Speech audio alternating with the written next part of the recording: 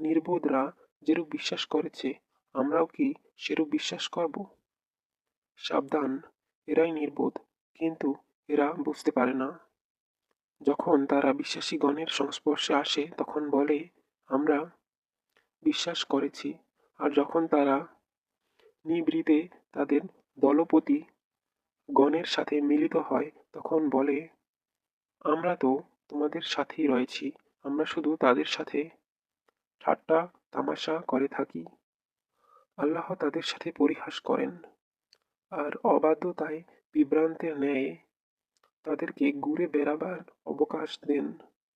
এরাই সৎপথের বিনিময়ে ভ্রান্ত পথ ক্রয় করেছে, সুতরাং তাদের ব্যবসা লাভজনক হয়নি।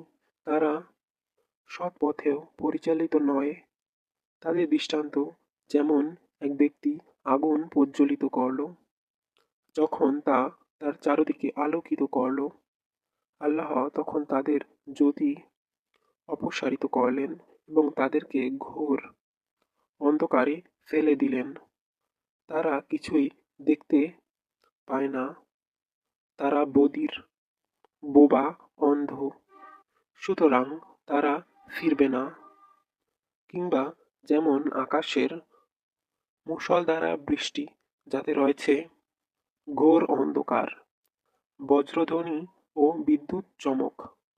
বজ্রধ্বনিতে মৃত্যু ভয়ে তারা কানে আঙুল দেয়।